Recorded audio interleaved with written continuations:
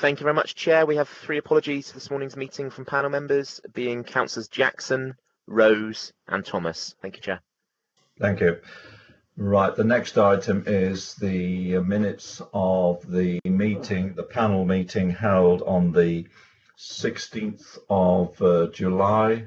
Can we agree that that is a correct record of the minutes? Yes, agree, Chairman. Is there any member who has any objection or wishes to raise a point? If there's nothing in the chat box, I'll assume that we all agree or approve it as a correct record. If you're proposing that, Chairman, I'll second. Right, thank you. No, there's no comment in the... Doesn't seem to anyone typing there, Chair. Okay, thank you. Next is urgent business. There is no urgent business. Next is the division of the agenda. There will be no need to divide the agenda. Next, declarations of interest. Members are invited to declare any personal or disclosable pecuniary interests, including the nature and extent of such interests they may have in any items to be considered at this meeting. Is there any member wishes to declare an interest? If there's nothing in the chat box, I'll assume that there are no interests to be declared. No. Doesn't appear to anyone typing, Chair. Okay. Next, public forum. I understand, Mr. White, that we've not received any questions before. We haven't received any questions before 5 o'clock on Monday. Is that correct? That is correct. Thank you, Chair. Okay, we'll move on to the next item, which is the executive forward plan. The items that arise out of the forward plan are on the agenda. That's the housing strategy, formation of a wholly owned company, gypsy and travel updates and options, and consolidation of off-street parking places order. So if we could start with the housing strategy, it's Councillor Baston and Mrs. Blake. Thank you, Chairman, and good morning, Chairman and members. I'll do the introduction and then we'll be open to questions to the panel. Members, you will be aware that it is our intention to adopt a new 5-year housing strategy in April 2021, and that will be jointly with West Devon. Many members, including members of the Overview and Scrutiny panel, have been involved with workshops to discuss our key objectives.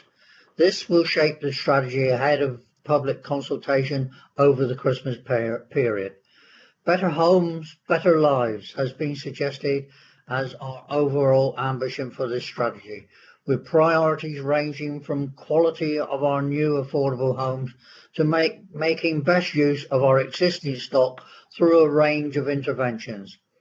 It is important to remember that this is not a replacement for the joint local plan and will have its place underneath that plan, complementing where possible, but also offering further opportunities for the vast majority of our housing which is already built. This report focuses on the work so far and sets out the next steps before the final anticipated adoption in April. All members are invited to continue to contribute to this evolving piece of work. And I have to say, Chairman, that staff are under tremendous pressure to try and get this ready for the executive meeting in December and then ready for public consultation. Thank you, Chairman. Thank you. Does Mrs. Blake wish to say anything at all? Thank you, Chair. No, nothing from me. I think it's all in the report. Okay. If I could start by just raising, asking a couple of questions in respect of the item in the report dealing with the consulting with statutory and voluntary organisations. That's at 5.2 of the report. It says we will also consult with statutory and voluntary organisations to ensure where possible the strategy can be delivered using a multi-agency partner approach. I wonder if you could perhaps provide some further details on that, so members are aware as to those organisations that we are consulting with. I think that would be helpful. Yes, of course, Chair. Our statutory partners are services that are in the business of assisting us with our housing powers and duties. So that will be people like Devon County Council, our registered provider partners, local almshouse trusts, probation services, drug and alcohol, as well as our development partners as well. So a whole range of people that have got as some housing related business, and we're compiling the list of partners that we want to consult with as we speak. We're hoping to have an event where we share with them the priorities that members have set, to say, is this broadly in line with your activity, and are these things that you could help us meet, and hopefully they will agree to that and help us do things in an efficient way, and bring some expertise as well to the different facets of it. Thank you. Just one other question. At 3.3, you and Councillor Baston has mentioned this about the overall strapline for the strategy being named Better Homes, Better Lives. Are you asking for, or are you seeking not approval, but some indication from the panel as to whether or not they're happy to proceed with that strapline? Councillor Baston. Yes, Chairman. Any opinions from members would be appreciated. As I said at the outset, we want all members to be involved in forming this strategy. As you can see from the report, that the officers are certainly putting a great deal of effort into this, and a varied number of officers. So if we can have support from members, and particularly the overview and scrutiny panel, that would be great. Obviously, this report will go on to executive later in the month, and they will hopefully give their approval to any suggestions you make. Thank you. So, right, Councillor Smurden. Thank you, Chairman. Bear in mind the timescale. We're talking about this, going on through the autumn, and then being prepared for executive and full council in December. We've got to be mindful that there are, running beside this is the government's proposals to and white paper, etc., to make some fairly radical changes to the planning system, which in particular could have quite a bearing on the provision of affordable housing. How are we going? Those rules and those regulations are not in place, and to be fair, there's no telling when they might be. I'm just wondering that we're talking about putting something in place which is going to be a 5-year plan.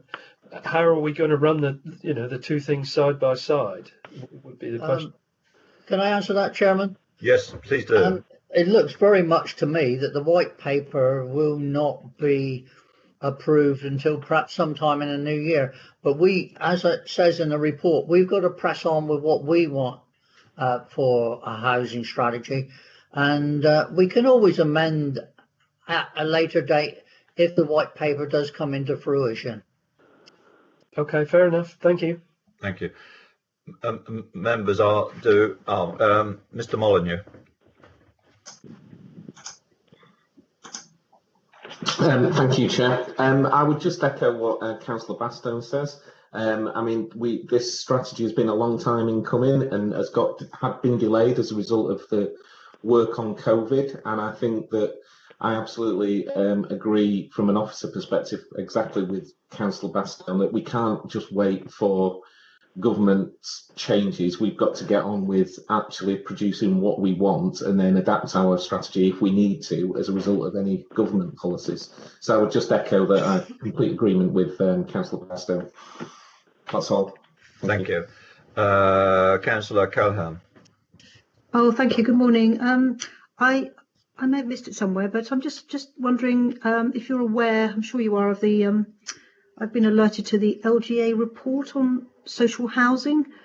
Not sure when it came out, but it's quite an interesting report. So I'm just wondering if you're aware of that, talking about investing in social housing as a good thing, both financially and morally, I suppose. And it's talking about investment as an economic stimulus. So it's an alternative, I suppose, to what the government's proposing. And it talks about research suggesting each new social home generates saving of, well, it seems rather large, £780 a year in housing benefit, and each £1 invested in a new social home generating £2.84 in the wider economy. It's just an interesting report on the subject. I just wondered if you're aware of that report, what you think of it, if so. Do you want me to answer, Chairman? Yes, please. Councillor Baston, yes. Yeah. Obviously, we are aware of that report. And I think where it all starts to come together is that not only have we got the housing strategy, we got the climate change group who are also looking down at making houses more efficient. And of course, we've also got our recovery plan, which also covers part of the housing structure. So, yeah. All round, I think as a council, we're doing our best to move things forward on this front. Thank you. Councillor Mackay. Thank you. Good morning. I was just wanting to ask a question about in section 3.2. It talks about maximising affordable housing delivery according to need. How is the strategy going to assess need? One of the things of interest to myself is where these houses are located. I've come across several instances just recently where carers are having to commute because we've got a very we've got an aging population in this area. They're commuting from Plymouth into West Dart to perform caring duties. They can't afford to live in the area, and clearly there's a whole green issue about reducing caring miles, for lack of a better term. So I just wanted to get an understanding as to how that side of things is going to be woven into the strategy. Thank you. Thank you, Chairman. And thank you, Mr. Mackay. Good question.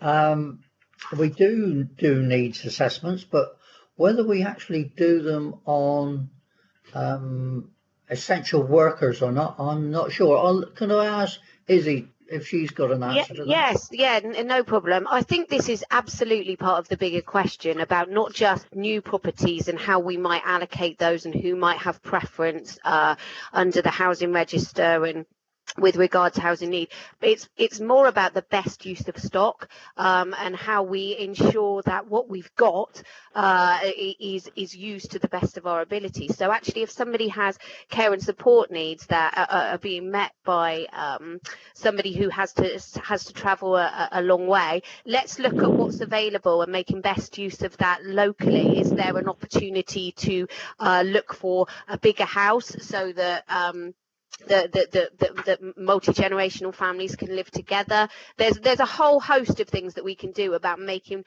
best use of what we've got existingly, rather than the long-term plans, which very often come too late, particularly for older generations who need their care and support met now. So that I think the answer to some of those needs is around the better use of stock, which we are considering as a large part of the strategy. Does that answer the question, Councillor McKay? Yes. I mean, I accept the fact that it's not easy to answer. I just really was trying to establish whether we were going to come up with some sort of formula for the need, which includes this sort of dimension, really. And I think, yeah, certainly for we are able to look at preference and key workers, and there's certain different aspects of accommodation and opportunities to do something really quite radical with those. So we will consider that as part of that to meet the needs of local people, delay access to into care and unnecessary stays in hospital. It's all part of the same puzzle. Yeah. Okay. Can I ask just one quick supplementary? I mean, you talk about the existing housing stock. Are there any plans within this strategy to acquire other houses which?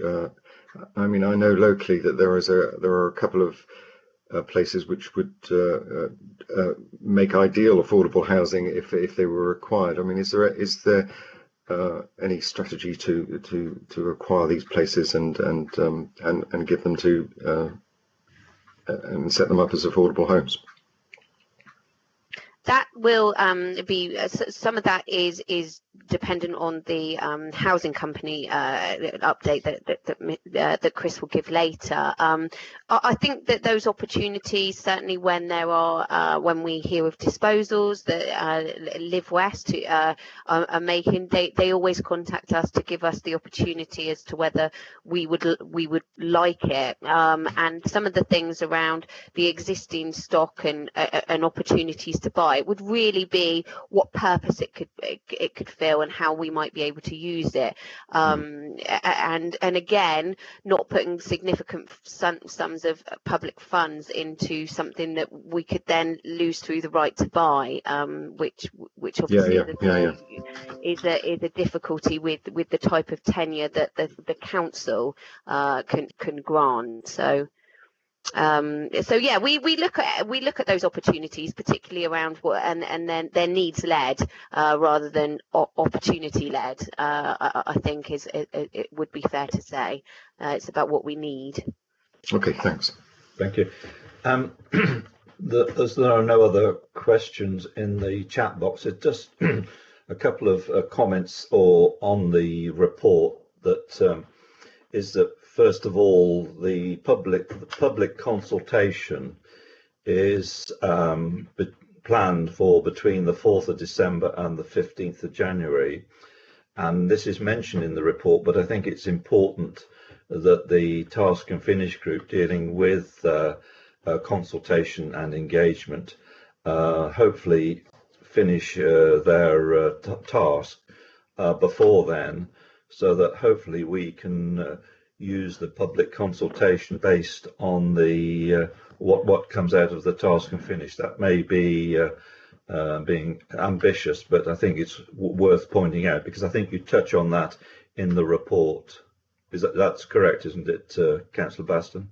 That's correct, yeah. Yeah.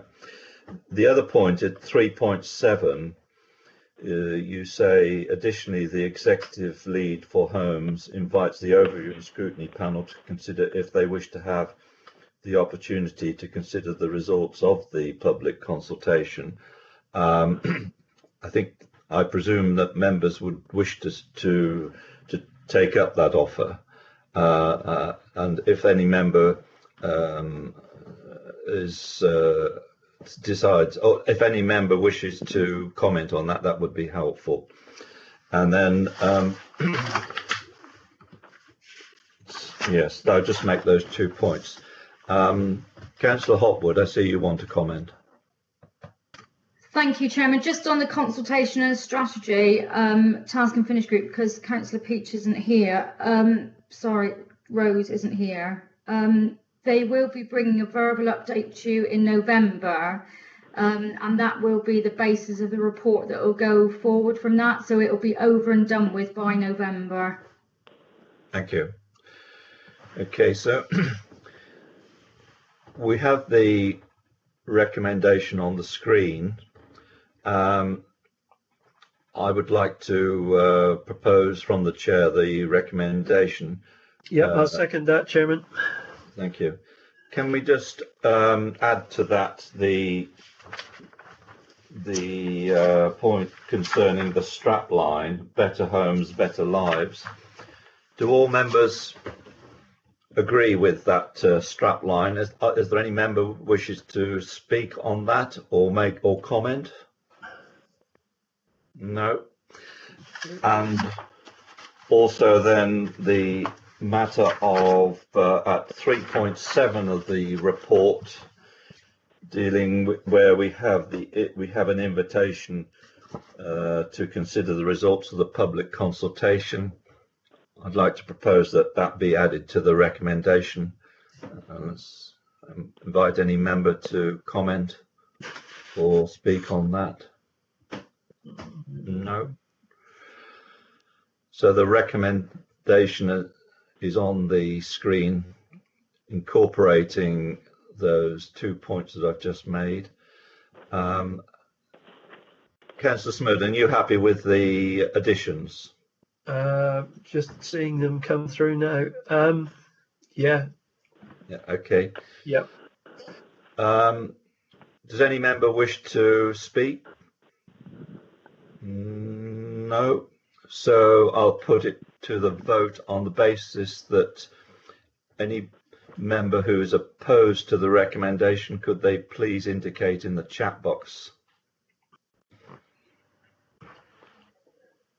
Mr. White, I think there's nobody typing there. Would it be helpful just for Councillor Pennington, who's on the yes, call, please. just to read out the two additions? Councillor Pennington, just to clarify, we've got two additional parts to the recommendation which have been proposed and seconded, which is in effect to support the Better Homes, Better Lives strap line and strategy, and request the results of the consultation exercise be reported back to a future panel meeting. So those are the two additional recommendations. Yes, fine. Okay. In mind, Chair, there's nobody typing in the chat box that they do not support that recommendation. Well, that is carried then. Thank you. Thank you, Councillor Baston and Councillor, and thank you. Thank you, Chairman and members. Thank you. Right, if we can now move on to the next item, 7B, formation of a wholly owned company. And I think again this is Councillor Baston and Mr. Brooke. This is just an update. Councillor Baston. Would it be acceptable if I gave you a verbal update at this point, Chairman? Yes, please. Thank you. So this follows from an executive decision and council decision from February of this year, which recommended the setting up of a housing company in the form of a community benefit society, a CBS. It allocated a budget of £40,000 towards setting it up, and gave the executive recommend to council to form the CBS and give delegated authority to me and the Section 151 officer, the monitoring officer, in consultation with the leader of the council. So that was in February. We have since then taken further legal advice from Devonshire's, who are the advisors that work with us to set out the strategy that we took to executive and council. And we have not finished concluding the detail of that yet. So we have not concluded the agreement between myself, the 151 officer, monitoring officer, and in consultation with the leader. So we need to ensure that we are all 100% happy with the structure and that it aligns to the council's ambitions and also to the forming housing strategy, which obviously, as you've just heard, is some way through its path. So that's where we've got to, Chairman. Thank you. As to when do you see, what is your anticipated programme for as to when this will see the light of day? It's a fair question. In truth, it will depend on a number of things. So we need further information from some people from Homes England. We need further information from Devonshire's, and we are on this. We're working on it on a regular basis. We're meeting weekly. So I would hope that we can get this concluded in a matter of months. But it's a big decision and it can't be undertaken lightly. And I wouldn't want to be having conversations and making recommendations when I'm not 100% comfortable with the outcome. So it's a big decision, and we just need to make sure we get it right. Thank you, Mr. Brooke. Thank you. I have a question from Councillor Mackay. I just would like to ask why it cost £40,000 to set up the Community Benefit Society. I mean, I've just been involved in the setting up of a Community Benefit Society last year, and it cost £500.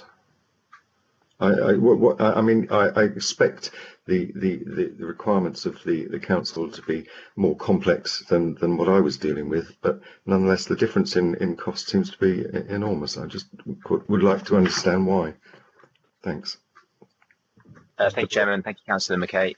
You're correct. It doesn't cost £40,000 to set up CBS. It does have a shelf cost, which is far lower than that. The 40,000 is a cap on the budget spend. We haven't spent anywhere close to that, which is good to know. And I don't think we anticipate spending anywhere close to that. Okay. So you haven't actually spent £40,000? No, we haven't. No, if we had, we'd be in a problem because we wouldn't be able to seek any more legal advice because we'd have spent all our money. So we're in the very low thousands at last check. Okay, thanks. Okay. Thank you. Thank you. Members, are there any other questions or comments? No. In that case, we thank Mr. Brooke and Councillor Baston. I don't think there's any need for a recommendation. Is there, Mr. White? No, it's purely a verbal update on progress, Chair. Okay, thank you. Okay, so I'll move on to the next item, which is 7C, which is the Gypsy and Traveller update and options. Again, this is Councillor Baston and Mr. Brooke. Thank you, Chairman. I can report that a report raising the awareness of the issues around Gypsy and Travellers is going to the Executive on the 22nd of October. The recommendation is likely to be to endorse a strategy of engagement with Devon County Council to find a site that can be used by Gypsies and Travellers. Thank you. Thank you. Are there any questions from members? Yes, Councillor Hodgson. Thank you, Chairman. I just wanted to say that one of the things that has always been quite well known about all of this situation is that we need both transit sites and permanent sites. And that also, as one of the outcomes of the forum that was held in January, February this year, which was the only one where it was agreed that we would explore further. It was also understood there that really we need to separate out. You can't just have one kind of big, kind of large area. I mean, bear in mind that, Devon County Council recognises that we've got a need for about 80 pitches in the South Hams. I know South Hams apparently recognises under different criteria that we only have a need for about 5. And that's a massive gap. But I mean, if you start thinking about something that would take 80 pitches, you imagine the size of it and the trying to manage it and what could be very disastrous. Whereas, some discrete smaller sites, would be much more acceptable to wherever they become sited. It's going to be much easier. And we know this even from planning when we're trying to put, 50 floor homes on a place. I know that'd be a different scale, but nevertheless, it's still the same number of households in theory. So I think we need to be far more careful about how we go forward with this. I mean, as you know, I've been banging on about properly serviced sites for people in residential vehicles, whether they're gypsies, travellers or people living in residential vehicles. And, that is a growing number. And my intro, I'm sure like everybody else's, gets lots of quite angry voices in there about this. But I think we've got to be very careful. And I think expecting to just come up with one site is not going to be the answer. In fact, it would do the opposite. I think it would give all of it a really bad name. And I think we need to really be listening to what I know that our housing officers know, as well as the officers at Devon County Council know, that, we go forward with this in conjunction with the very people that we'd be trying to serve. So we manage to tune it, we get their buy-in, and we get the whole thing working very positively before anybody starts, turning up with their residential vehicle, which could, as I say, I would hate to see the whole thing undermined when I think we've got a lot of goodwill going in this direction at the moment. So it's very diplomatic, and I don't think anybody should be agreeing to just one site. I think it has to be meeting the needs and finding whatever sites would be deemed suitable through a process. That's what I wanted to say. Thank you. Thank you. Thank you, Chairman. Could I come back on that? Yes, please do. Yes. Yeah, the site that we're proposing or working to try and achieve is for a transit site. I know in the South Hams there are a lot of people who are using grass verges and etc., but we're trying to achieve a transit site, and without the cooperation of Devon County Council, we're not going to get anywhere. And I would call on Councillor Hodgson, who is a county councillor, to try and pressurise the county council to work with us to try and achieve this. And of course, Councillor Hodgson does have extreme experience in dealing with travellers and those who live on grass verges, etc. And I would ask for her support in trying to get county to work with us to achieve this transit site. The problem, we went out to landowners asking if they were prepared to provide a site, and we had no success whatever. So we're dependent, really, in a way, on Devon County coming up with a piece of land that we can use as a transit site.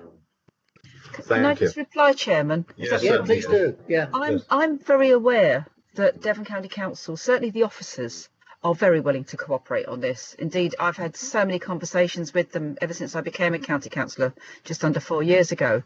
And, you know, I have high respect for one of the key officers there who's really trying to see what can be done. I met with John Hart about 3 years ago, and specifically asked him whether we could have sites.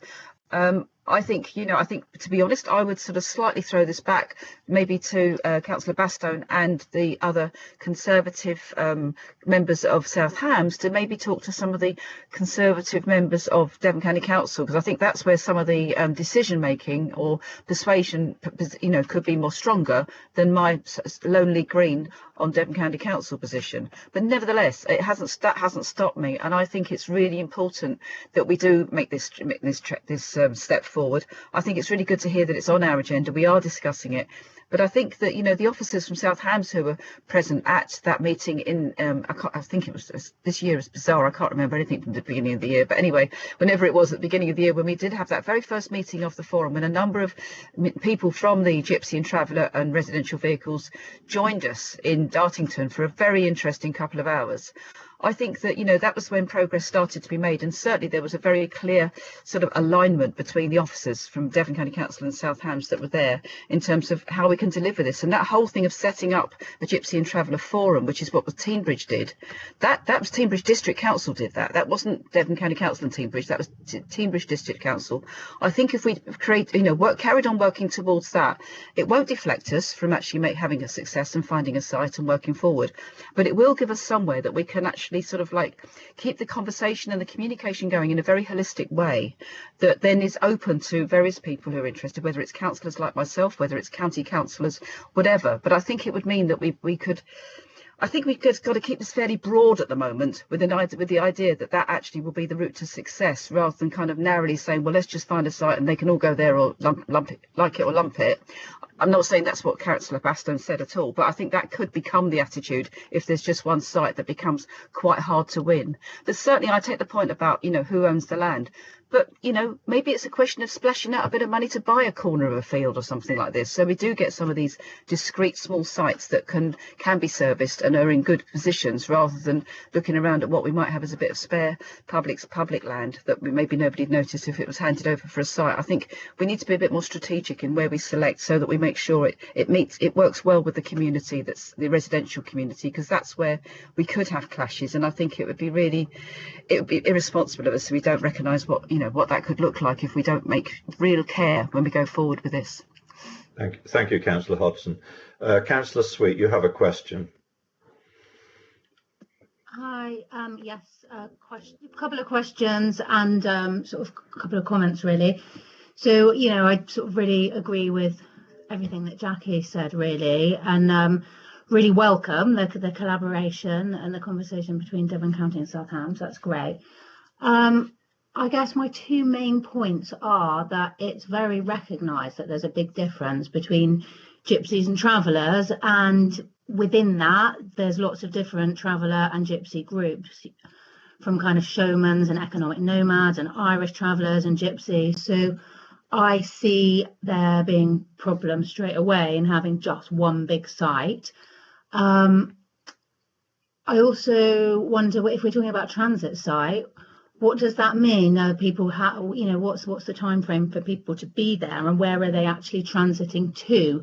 I think, you know, we need to be looking at that really broad picture, and, you know, what we're enabling the next stage to be when after people have spent time on the transit site. And again, we had some, you know, fantastic ideas and discussions that came out of the Gypsy and Traveller Forum meeting in Dartington. I think it was February, early February. It seems like a lifetime ago.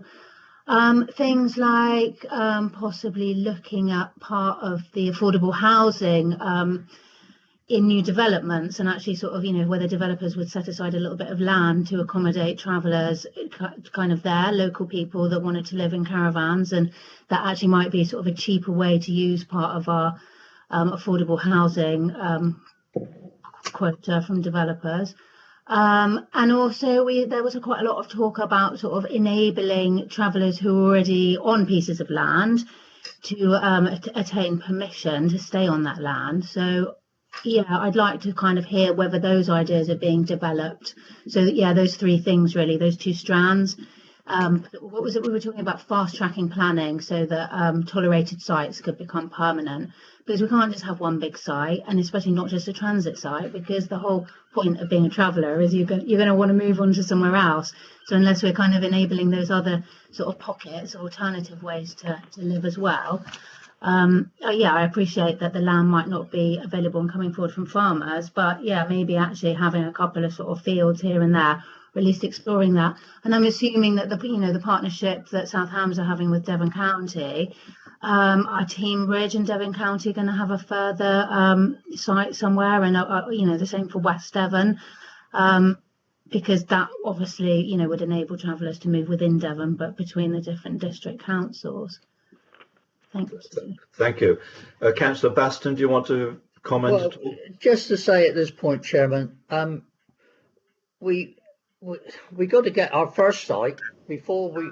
I mean, the way the Totnes members are talking is if we're going to have several sites around the South Hams. Well, we've got to get to the point where we have that first site for gypsies to transit through.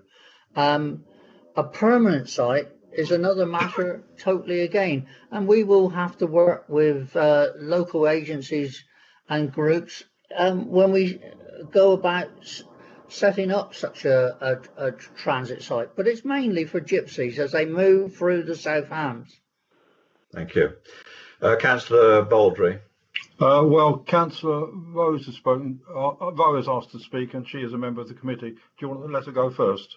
Yeah, okay, Councillor Rowe. No, I'm not actually a member of the committee. Sorry. No, I'm not. But however, this has been going on for years and years, and I can remember when I was the ward member when Stoke Gabriel was part of Little Hempston and Bury Pomeroy, and we were discussing it then, and we were discussing it when I was a member of the county council in the seat, part of the seat which Jackie Hodgson now has, and we talk about it and talk about it and talk about it, and we were offered a site out at Tigley some years ago, but it was turned down. It came to committee and was DM committee, planning committee as it was then, and it was refused.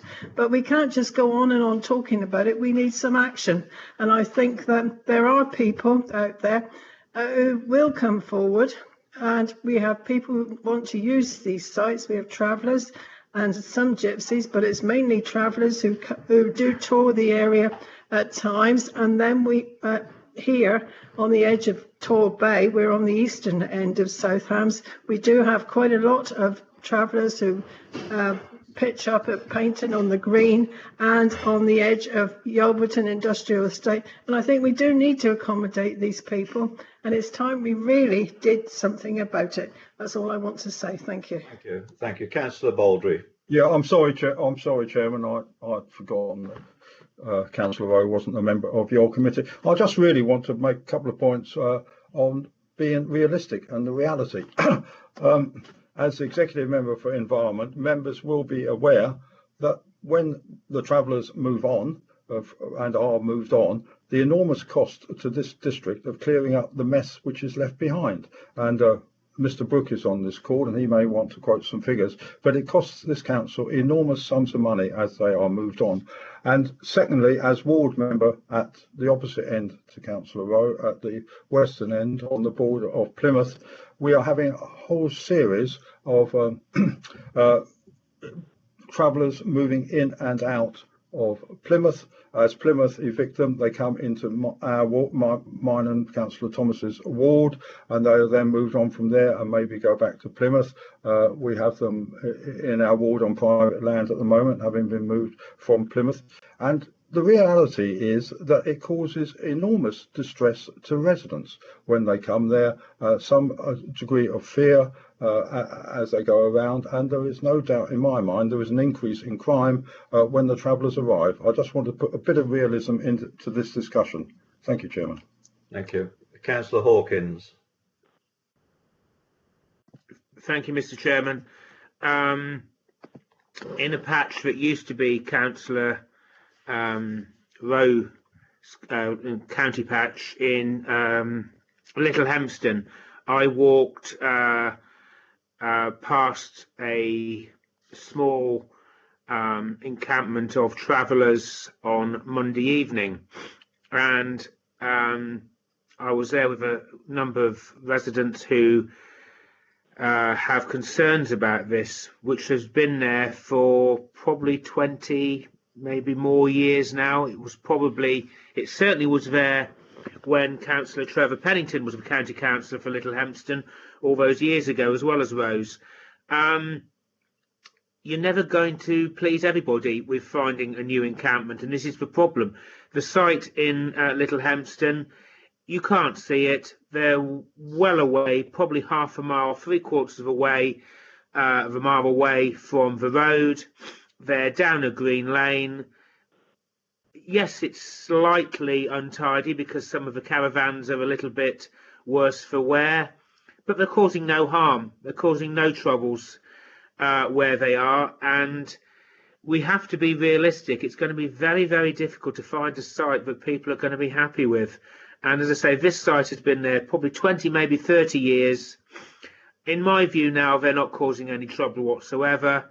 But residents still are concerned about them being there, and it's going to be a really difficult way to find a solution to this. Thank you, Mr. Chairman. Thank you very much. Councillor Sweet, you want to come back? Would you like to come back? Thanks. Can you keep it brief?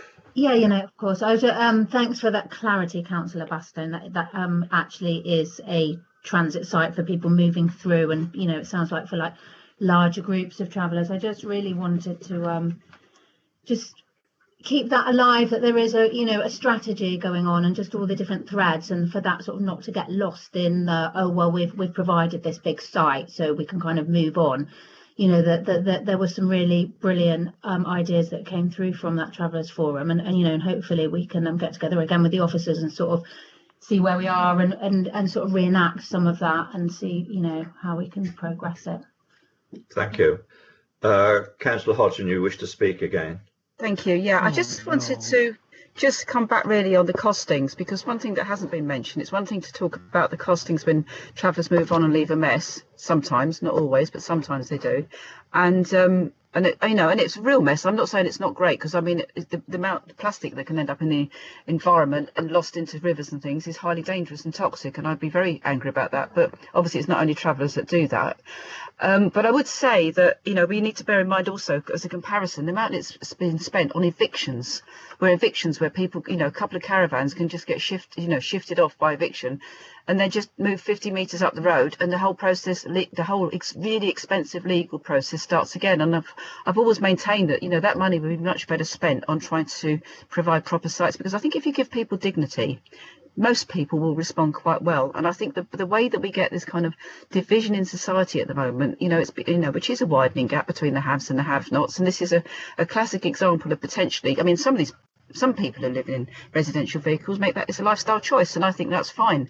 And I think if the site that Councillor Hawkins was referring to in Little Hempston, I think it was the one I'm thinking of. I was actually invited to go and have a cup of tea there about 18 months ago, 2 years ago, when some people heard that I was trying to look at this on their, you know, on behalf of all travellers.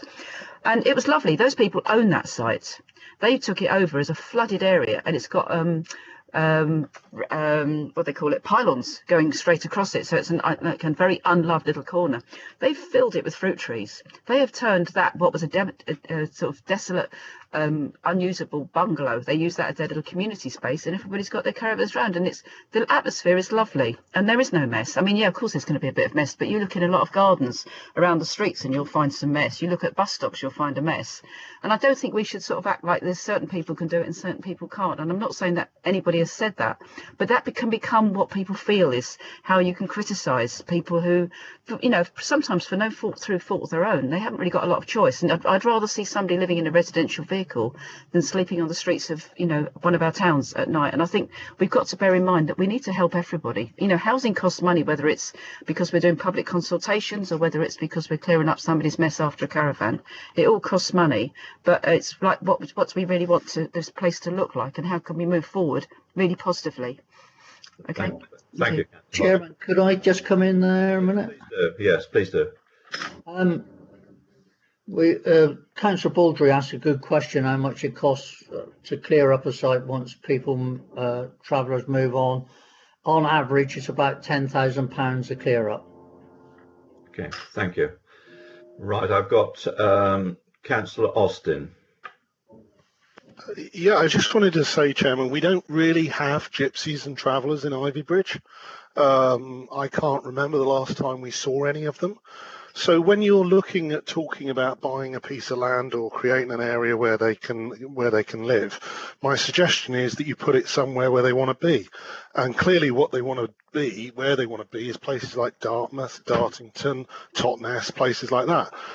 Because they don't turn up in places like Ivybridge. So please do not buy a bit of land somewhere where they don't want to go, because I think it'd be rather pointless. What you need to do is put it into those areas where they actually go to, which is pretty limited, really, I would say. Thank you. Right, Councillor Hawkins, and then I think we'll draw a close to this. Thank you, Chairman. Just wanted to clarify, the site that Councillor Hodgson was talking about was not the one I was talking about. Okay, thank you. Right, I think we've given this a good airing. I don't think there isn't a recommendation. Presumably, Councillor Baston and Mr. Brooke, you'll take on board the comments arising out of this this item. And perhaps then, that being the case, we'll move on to the next item, which is the consolidation of off-street parking place order, and that is Councillor Baldry and Mr. Brooke. Straight over to Mr. Brooke, please, Chairman. Thank you, Councillor Baldry. Thank you, Chairman. Yeah, quite a short update actually, which is that there is no report at this current time. We've deferred it. It's a piece of administration work, and it needs to be. And so we'll be bringing back a report in the future. It will go back on the forward plan. So yes, we can discuss it at a future time. Okay. Are there any questions from members at all? No. Okay, that being the case, we'll move to item 8 of the agenda, which is the future IT project update. So, Councillor Hotwood, would you like to introduce the report, please? Yes, thank you, Chairman. As members are aware, the Civica contract expires at the end of January 2021, and the IT department are working on a very tight deadline to implement the new systems by that date. Although the timescale has been set tight, we haven't set a timescale that's not achievable. You've got the report in front of you, and the only thing I feel that needs to be pointed out is a small delay in the EH environmental health go live date of a few weeks. I think you've got about the 14th of October, and it's just slipped a couple of weeks, but this won't impact on any subsequent go live dates. The IT department at South Hams are a credit to this council. They worked above and beyond at the start of the pandemic to make sure all members and officers were fully equipped to work from home with the right IT to enable business as usual, and this was achieved seamlessly. This was on top of recognising the delivery of the new systems and has not impacted on service delivery of this project. The project is massive, and it is another credit to the officers involved that the slippage is minimal on just one small part and not impacting on the end target date. And importantly, the project is on track and on budget. Thank you. Does Kate wish to add to your report at all? No. Councillor Spencer, as the chair of the joint working group, do you wish to say anything? Would you wish to add to the report? Thank you, Chairman. If I can just add a couple of words.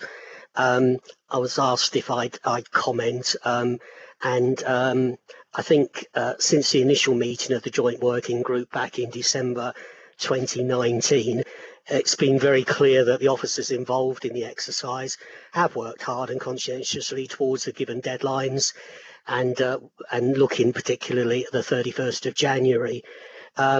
The members of the joint working group, I think it's fair to say, probably started with relatively low levels of knowledge of what goes on underneath the IT bonnet of the council, but I think you can be fairly sure that we know a lot more now.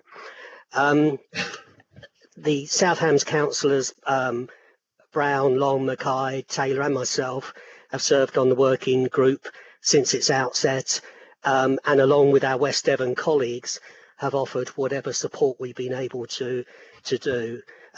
We have seen the systems develop, have been given the opportunity for input. We have been involved in some of the initial testing of the new programmes, and whilst there have been some delays in implementing a number of the individual elements which Nikki alluded to, my view is that these are unlikely to have any major impact on service delivery, and I certainly hope that the panel and all the membership will continue to offer their support to officers for their efforts to date, whilst accepting that there is considerably more work to be done. Thank you, Chairman. Thank you very much indeed. Thank you. Councillor Smurden, you have a question. Yeah, thank you, Chairman. It's not specifically about, it is to do with IT. It's not specifically to do with future, but it's more present.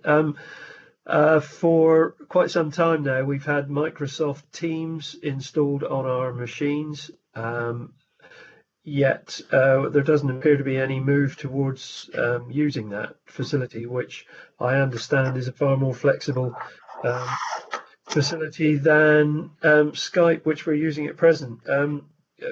Could somebody in IT or Councillor Hopwood or whatever give us some sort of an indication when we might start to use that, please? Yeah, Chairman, I can answer that one. The Microsoft Teams is being trialled at the moment by some officers of this council. Once all the niggles have been ironed out, it will roll out to the rest of the council. It's imminent. Okay, thank you very much. Thank you. Mr. Molyneux.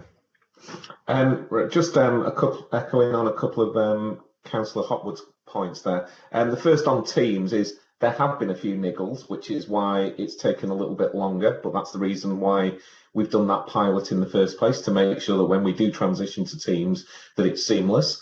And then really, I just wanted to bring members' attention to the fact that, as well as the delivery of the programme, that the team managed to adapt the new system to do the business grants, and have also, in the last week, knocked together the forms for the £500 payment for people on low income that are having to self-isolate. So on top of delivering the programme, the team have actually managed to incorporate stuff that was never anticipated as being part of the programme as well. So I'm really pleased with the work that the team have done, and I thank the lead members and the working group support on that. Thank you. Thank you very much. Thank you. I have a question, Councillor Hopwood. At 3.16 of the report, this is dealing with the Northgate Assure, that's Development Management Environmental Health, where it says this part of the project remains on track, although still carries the highest risk due to the volume of data and documents being migrated and the business requirement to keep the system downtime to a minimum. That's classified as high risk. What steps have been taken to ensure that we reduce the risk? Would you like me to take that question, or? I'm happy to take it, Kate, if you... Yeah. Okay. Yes, would you like to answer that question, please, Kate? Yes, okay. The highest risk is around that area, as stated, because we have to move all the data from one system, our APP, our current system, into the new Assure system. And this has to happen all at the same time. In order to mitigate the risks, we do a number of test loads of the data into the system. We've done one already for planning, and we're doing a second at the moment. We've done 2 for EH, and we're doing a third at the moment. And that just makes sure that any of the issues with the data, we can do some testing and correct any problems before the next load. So it is an incredibly complex process with huge amounts of data moving across. But we are doing it in a very staged process and reviewing very carefully after each stage. Do you want to add anything, Mike? Only to say with the planning data migration, what was particularly challenging last time was the need to get all of the data, the documents, and the planning portal migrated and live effectively on the same day, which brought its challenges last time, and I expect it will bring challenges this time, but as we've done it before, and we can do it again. Okay. Thank you very much. That's very helpful. Thank you. I have no other comments or questions in the chat box, so the recommendation is on the screen. So I'd like to move the recommendation. Do I have a seconder? Yes, I'll second that, Chairman. But in doing so, I'd like to make a comment. Just the fact that it's quite amazing in a way that over the last 6 months, the whole administration and running of this council has moved, online. Absolutely everything now revolves around this. And I'd like to pay tribute to the IT department and the officers, because they've guided us through what could have potentially been a pretty rocky road, but here we are, all wired in and all connected up, and running as usual. So I would like to thank them for the help that they've given members over the time. Yes. Thank you, Councillor Smurden. Right, there is a recommendation. It's on the screen. It's been proposed. It's been moved and seconded. Does any member wish to vote against that? If so, could they indicate in the chat box, please? No. No indication of anyone typing there, Chair. Right, so I will. That is carried. Thank you very much. So if we can now move on to item 9, which is the Ombudsman's annual review letter. Councillor Hopwood. Thank you, Chair.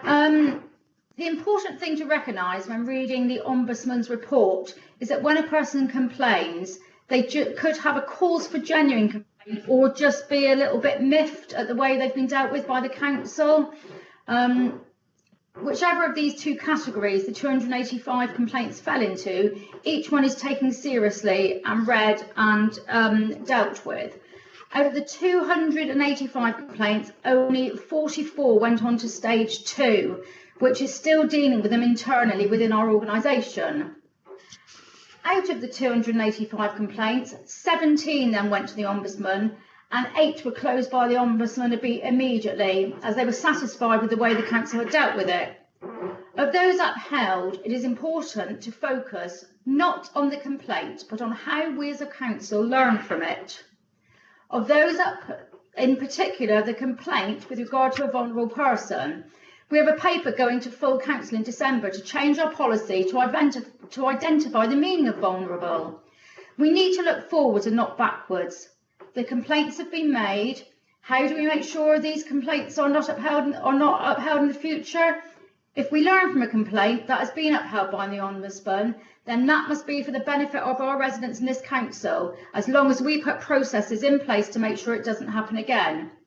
I would not be happy if a complaint that had been upheld was not used to learn from, and the same complaint did happen again.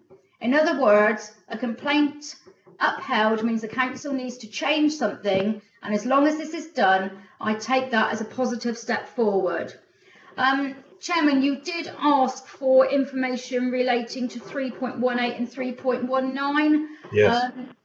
But I feel that it would be a waste of officer time to look into these complaints when it is already recognised in the paper that the complaints handling process is being looked at anyway, so I haven't asked officers to do this. Thank you. Okay. Thank you, Councillor Hotwood. In the note that I sent prior to the meeting, at 3.18, it says that, and bearing in mind that, as you say, we've received 285 complaints that were narrowed down to next to nothing, the report appears to indicate that the complaint receiving process is under review. In other words, so that it seems to me that there are different ways and means within the organisation that the initial complaints is being dealt with, and what I was asking for is just some indication as to how that is going to be addressed in the future. I'm not asking for details, but as to how that is going to develop. I understand that, Chairman, but we haven't undertaken the work yet to let you know that. Okay, all right, fine. Thank you. Right, members, is there any questions or comments? No. Okay. No. Okay, the recommendation is on the screen. I'll move the. Before you do, Chair, there's a question coming from Councillor O'Callaghan. Sorry, Councillor O'Callaghan. Yeah, sorry, a bit late there. Yes, it was just on 3.14 about one of the complaints. I think that it was upheld was to do with a debt recovery policy and customer. How is the customer labelled as being vulnerable? That presumably is something which is going to become more widespread with COVID and more people, losing jobs, etc., losing their income. It's presumably going to become it's going to become in focus, I guess, with people falling behind on payments. So this becomes a priority to look at the debt recovery policy. I see it's being scheduled for December 2020. So I hope that this will be prioritised, because the meaning of vulnerable maybe back in the beginning of the year is probably quite different now at the end of the year, when quite significant numbers of people, I suppose, could be labelled as vulnerable in terms of their income. It depends on how you define a vulnerable. Chairman, may I reply to that one? Yes, please. Thank you, Councillor Callan. That's a good question.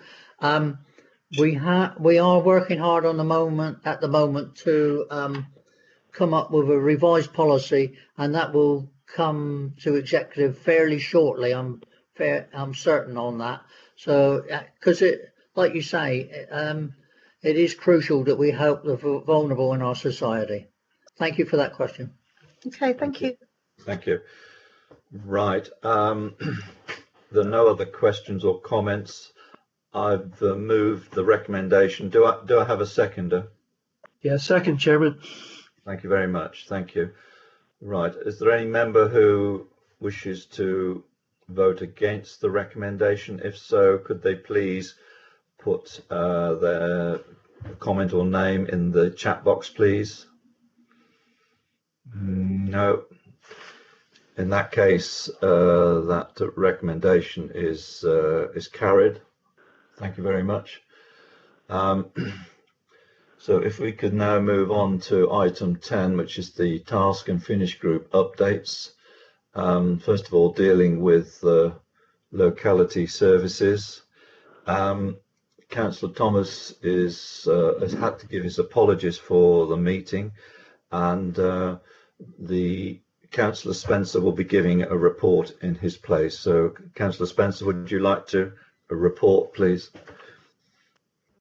Thank you, Chairman. Councillor Thomas has asked me to convey that we had a meeting last week where Councillor Hopwood, as the executive portfolio holder, recommends that we effectively started this process again from the beginning, principally due to the enormous changes that COVID-19 had.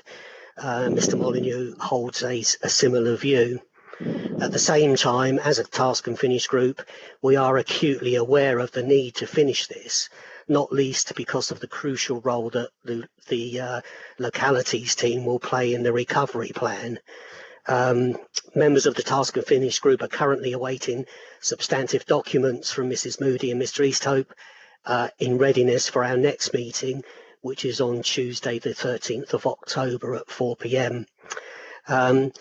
Councillor Thomas would like to reiterate that this process has taken far longer than any of us would have liked, but first the ELT restructuring and then COVID have delayed matters. Panel members may be assured that it's our intention to continue to deal with the matter both diligently and expeditiously over the coming weeks as we try to agree our recommendations to assist in the new normal. Thank you, Chairman. Thank you very much. Are there any questions or comments from members? No. Sorry, Chairman. Yeah, can I just ask? I'm not absolutely certain of the remit of this task and finish, but I mean it's dealing with the locality service. Do members' locality budgets come under the remit of this task and finish? I don't believe so. Okay, fair enough. If they don't, then that's no, it's more to do. No, that doesn't fall within their remit. No. Right. I can confirm that, Chair. No, thank you. Okay. In that case, we'll move on to 10B, which is consultation and engagement strategy. The chair of the task and finish group, Councillor Rose, unfortunately is unable to be with us, but he's asked me to read out his report, so I'll read out what he sent to me. He reports progress on the task and finish group has been delayed due to cross wires between officers and members. We hope that these issues are now resolved, and we will be setting the terms of reference and scope of the group in a meeting next week. Officers and the chair of the group agree that it would be best if the deadline for the plan be set back to January. We ask that ONS approve this. It will be possible for officers to draw from the work before this time to advise any consultations or public engagement needed. As of yet, we have met as a group once in a workshop on best practice led by a representative of the LGA. He says, I will include some more detail on this at the next ONS meeting, along with hopefully a lot more progress to report. Thank you, Councillor Rose. I think there is a problem there in that he's suggesting or asking for the panel to give further time. In fact, I think he says, didn't he say to January? Whereas, as mentioned earlier, this policy ought to be in place by the end of November, so that it's up and running, so that it can be used for the consultation engagement on the housing strategy. I don't know whether there's an officer would want to comment on that or respond. I think that would be helpful. Chairman, could I comment, please? Yes, yes. As it comes within my portfolio. I'm disappointed that Councillor Rose has done this, because we did speak about it at the Task and Finish group, and it was explained. I think, unfortunately, Councillor Rose didn't realise that Task and Finish groups were just that, a Task and Finish group, and they were done sort of quickly, and this one in particular needs to be set into place, as you have correctly said, for November. And the truth is, the officer time isn't there to give it time past November. So officers, since the last Task and Finish group meeting, have been given a timetable of which they are happy with, and they don't need it extending. So if officers don't need it extending, I'm happy that the group can meet that deadline, and I'm really keen that it sticks to that deadline. I know you're keen on deadlines, Chair, and they don't, and tight deadlines. So I would hope, I don't know if it is in your gift to extend it, but if it is, I would ask please that you don't. No, well, I'm also sit on that Task and Finish group, and I agree with what you say. I think it's important that this is concluded by the end of November, and I think one of the matters that we need to discuss at the meeting next week is to ensure that that happens. So I'm not minded to put a request to the panel to extend the time. I'd rather leave it as it is at the moment, unless any unless any member wishes to comment or support an extension of time. So, Councillor Hodson. Thank you, Chairman. Yeah, I just wanted to say that, I mean, don't forget, you know, Councillor Rose is one of the members, you know, that only joined us last year, and I think maybe, you know, didn't necessarily understand some of this. I don't know. I can't speak for him, and I didn't know anything about this until he spoke about it just a couple of minutes ago. But I would just say that it would be perhaps fair just to have a quick conversation with him and see whether there's a compromise. That... And discuss matters with him prior to the meeting next Thursday. So rest assured, I will do that, Councillor Hodson. Councillor Austin. Yeah, thank you, Chair. I think we need to not just get back and say we want it to finish by November, we have to actually have a conclusion in terms of what happens if it doesn't. So yeah, I totally agree that with Councillor Hopwood that it needs to finish soon, but it isn't enough to say that. I think we have to say we have to get to a point where if it doesn't, we scrap it, we finish it anyway. It can't just roll on indefinitely, and there needs to be a moment at which we actually take a decision and say it isn't going to continue. Thank you. Councillor Hopwood. Thank you, Chairman, for allowing me to come back. All this was explained very, very well last week in the meeting to the members of the panel, and it's a shame, Councillor Hodgson, that as the leader of the Green Party, Councillor Rose didn't come to yourself and ask you how Task and Finish groups worked, and you didn't know anything about this. So I just err on this. Please, can we keep it to the November deadline? Yeah. I don't see any point in us pursuing that conversation any constructive if we do that. So I think we leave things as they are. The panel has been asked to finish its task by the end of November, and we'll sort the programming out at the meeting next Thursday. So, is there any comments from any other members? No. That being the case, then we'll move on to the next item on the agenda, which is the annual overview and scrutiny work programme. If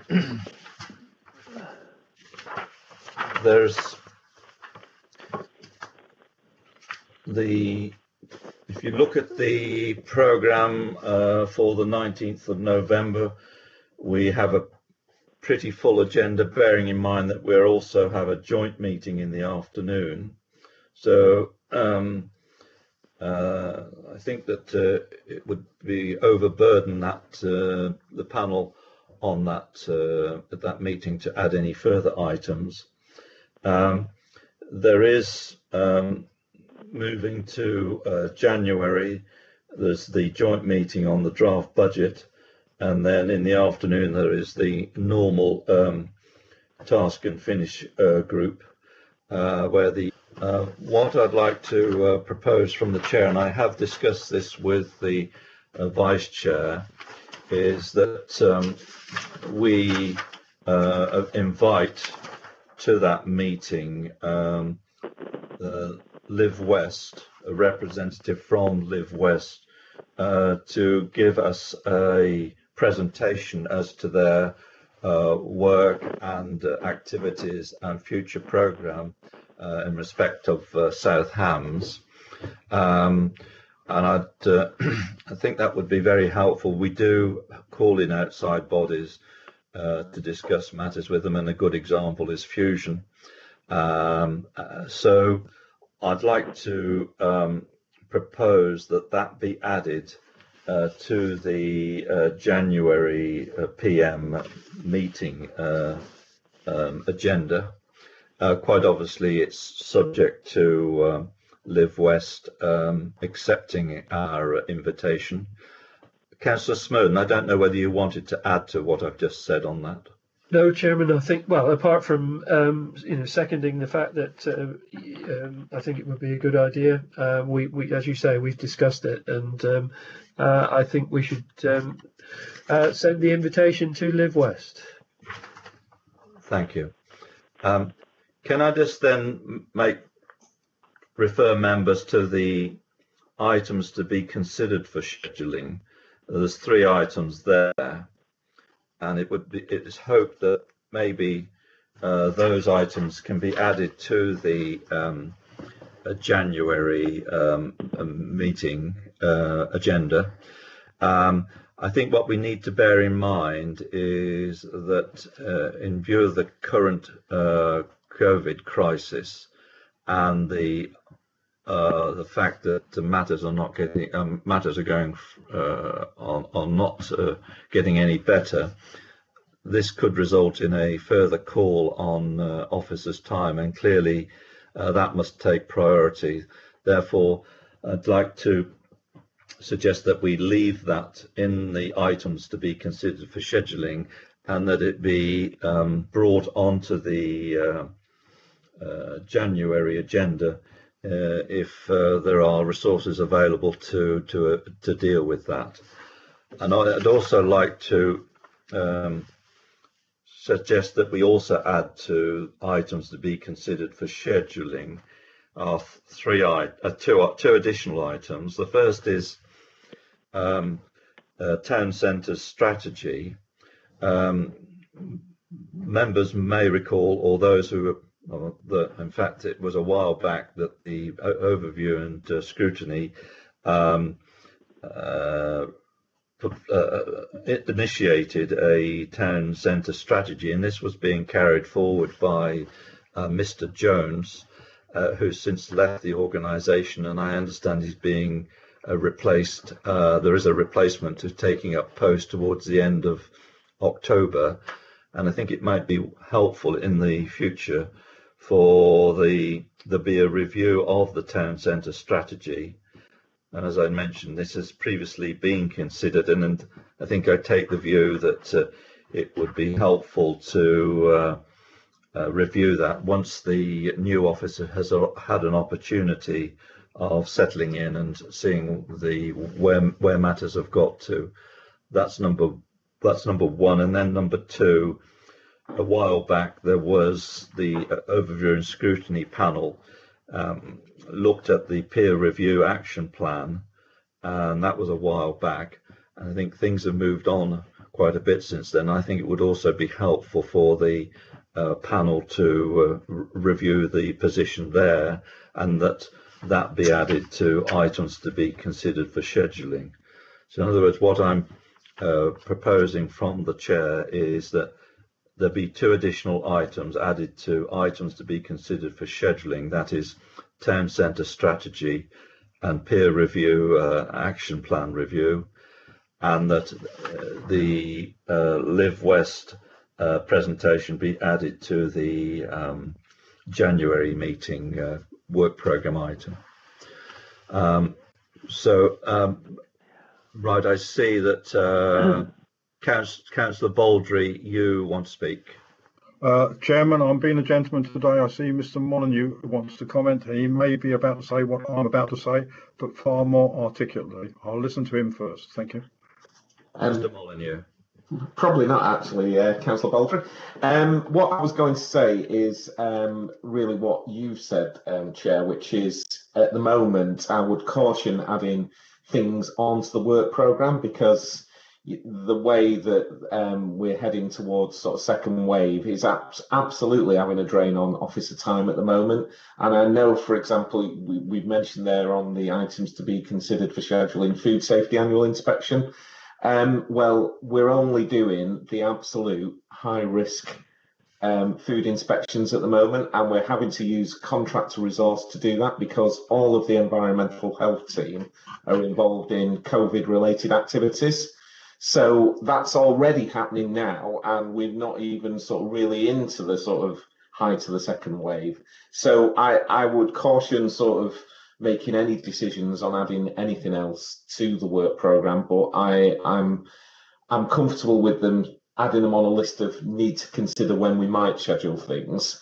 I would just say that in terms of your suggestion around the town centre strategy, I think that is probably something that needs to get executive's view on where we're at with that first, and then perhaps ask for overview and scrutiny to sort of help in terms of that policy development before it maybe then goes back into executive and a full council decision.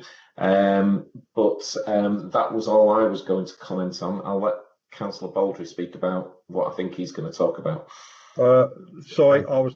Thank you, Chairman. Can I? Yes.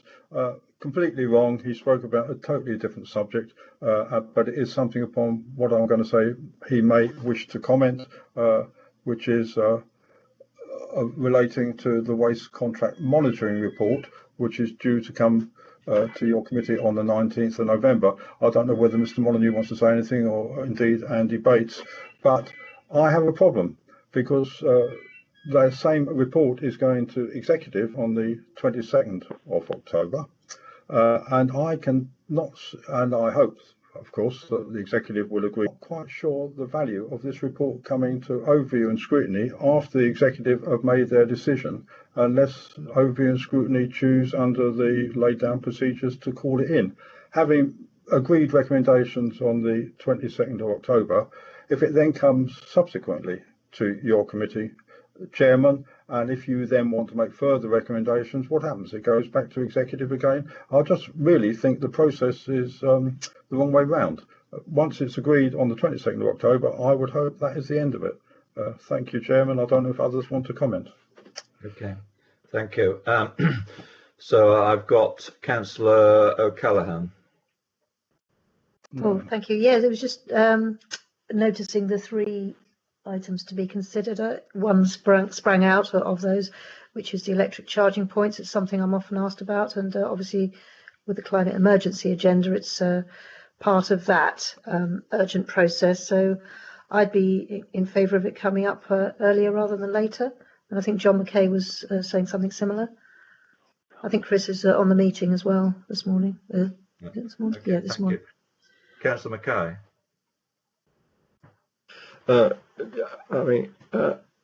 Councillor Callaghan has taken the words out of my mouth. Basically, I've got nothing much further to add. It is very important, and I'm getting lots of inquiries and to see what can be done locally. And I think it's an important subject, and the sooner we talk about it, the better. Yeah. Thank you, Mr. Molyneux. Thank you, Chair. I can't comment about the ECVs.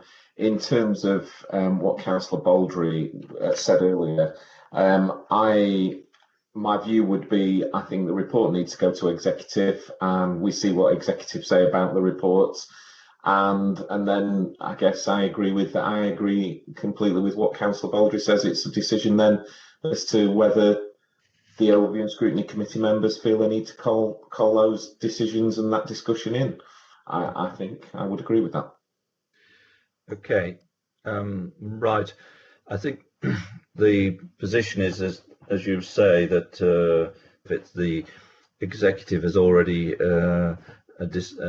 issued its decision or made its decision, so in that case, there seems little point in including that in the work programme. So I would propose that be deleted from the meeting on the 19th of November. And recognising the call that on officers' time, I think that rather than put dates against items to be considered for scheduling, what I'd like to continue to propose that the two items, the peer review and the town centre strategy, that those items be considered for scheduling, but they be the subject of further discussions between the officers and the chair and vice chair of this panel as to scheduling. In other words, they're there with a view to discussing the possibility of including them in the work programme at a date. And I think clearly there seems to be members are keen to see an update on the electrical charging points. So, and bearing in mind also the meeting with Live West, that will not be, there'll be no call on the officer's time in respect of that item. So that doesn't create my proposal, and that is that on the meeting of the 19th of November, the waste contract monitoring report be deleted. That in respect of the meeting on the 14th of January in the afternoon, and that we add to the items to be considered for scheduling, we have the three that are there at the moment, and we add to those the peer review action plan and the town centre strategy. And as I mentioned earlier, those are as to scheduling, that is subject to discussions between officers and the chair and vice chair of the panel. So I put that forward as a proposal. Do I have a seconder? Chair, before you invite a second, can I just add to that list as well? Just remind members earlier in the meeting about the decision to receive the consultation feedback and responses to the housing strategy. So if I could suggest that's also sort of in the lump, if you like, of those to be allocated outside the meeting with the officers, chair and vice chair. Okay. Yes, I'm happy to add that. Yes. So do I have a seconder, Councillor Smurden? Yep. Thank you. Right, there's a proposal before the panel. It's been moved, it's been seconded. Sorry, it's been proposed, moved and seconded. Are there any members who are would wish to vote against that? Oh, Councillor Austin. Yeah, can we have some clarity as to what the proposal is again, please? Because it doesn't seem to be written down anywhere. I can't see what the proposal is. It's been moved and seconded, but can you just confirm it again? Can we actually write it down so it's documented somewhere? Because, I mean, it would be nice to go to a meeting where we actually had these proposals before we turned up to start off with, but then to turn up to a meeting and then it's given to you and then you don't actually know what you're agreeing on because it's not written in front of you is another step forward. And can I also say that, you know, I registered my concerns about what Overview and Scrutiny is doing last time I was on the Overview and Scrutiny meeting, where we spent an inordinate amount of time debating the establishment of another one of these talking shops that you wanted to put forward. And now, you know, there is a basic fundamental problem in terms of the way the meeting is being structured. You're asking me to currently vote on something which I can't even see. I haven't actually had in writing. So can we actually have it in front of us when we're voting on it, please? No, and can I also register my sort of discontent at the moment in the way that Overview and Scrutiny is being chaired, you know, overall? Okay, Councillor Austin, I will repeat the proposal, which is pretty straightforward. First of all, the date of the meeting, the 19th of November 2020 AM, delete waste contract monitoring report. Secondly, we add to the items to be considered for scheduling, to the 3 items that are already there. We are adding the peer review action plan. We're adding the town centre strategy review, and also the item that we agreed earlier in the meeting, the consultation results on the housing strategy. Those that proposal has been moved. It has been seconded. Okay, you're quite entitled to vote against it. Can I raise a point of order as well, Councillor Birch? No, it's not a point of order. So no, I'm raising a separate point of order, Councillor Birch. What is your when you're raising a point of order? Can you please quote which part of the Constitution you're relying on? Well, I'm not quite sure whether this is in the Constitution, but what we currently have in the chat box is a political comment that's being made by Councillor Hodgson, and they're using the chat box, you know, basically to make political remarks without speaking. Is that in the Constitution, Chairman? No, I'm not going to enter into that. We're having a vote on the proposal which has been seconded. Well, can we please re-clarify that the chat box is not there to make political comments on the side? That is a separate matter. That is to do with the procedure for remote meetings. That is not on the agenda. Well, would you like to clarify it, Chairman? Because it seems that there are some councillors who aren't actually aware how to use the chat box, and you're chairing this. No, I'm going to carry on to you are clearly voting against this proposal. Therefore, are there any other members? Councillor Birch, I haven't voted yet. Don't tell me what I am and not voting on. Can you please clarify what the chat box is there to do, Councillor Birch? Could I ask Mr. White to please answer that? The chat box, Chair, is there to register for members to register their wish to ask a question at the appropriate time, or to raise a comment during a debate, or when it comes to voting by exception, to indicate their wish to vote against the recommendation or to abstain. Thank you, Chair. Thank you. Thank you. Right. I'll continue with the vote. All those who are box, please.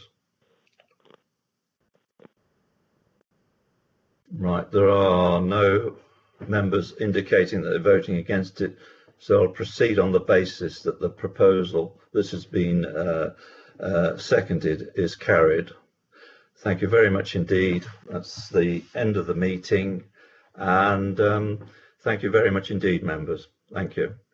Thank you, Chair. Okay, Thank you, Chair. Thank you, Chair. Thank you, Chair. Thank you.